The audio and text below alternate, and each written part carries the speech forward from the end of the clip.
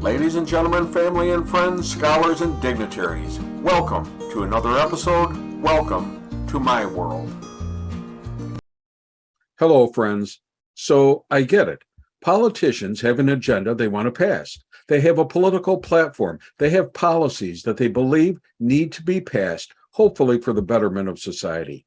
They also come up with a lot of terrible ideas that can and do a lot of harm and have adverse and negative consequences once they're implemented.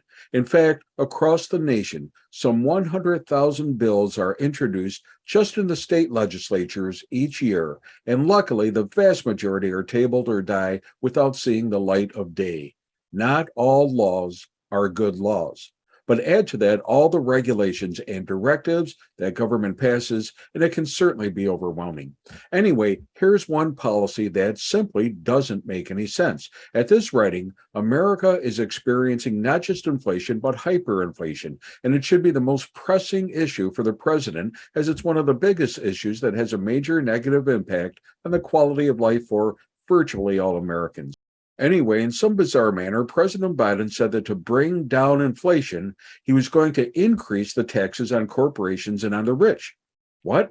Doesn't his economic advisors know that increasing corporate taxes increases prices on goods, on services, and on commodities? In other words, the price of goods, services, and commodities will go up, and that means that inflation will rise even higher and faster.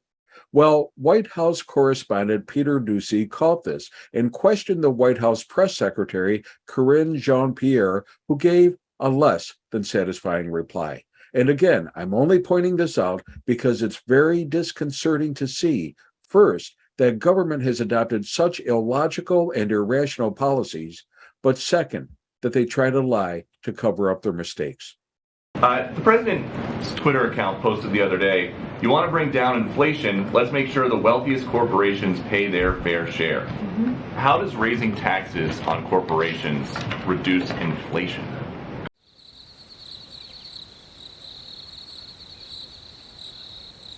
Look, we have talked about this past year about making sure that the wealthiest among us are paying their fair share.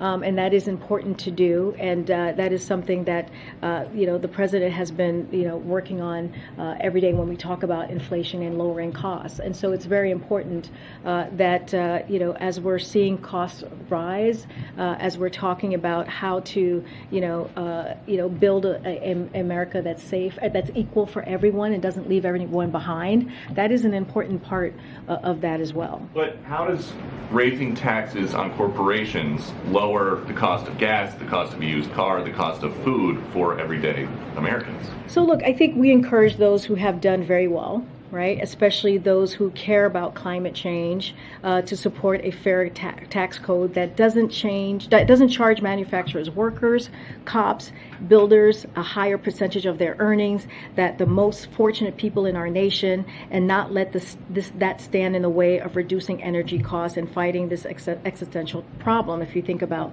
that as an example. And to support basic collective bargaining rights as well, right? That's also important. But look, it is,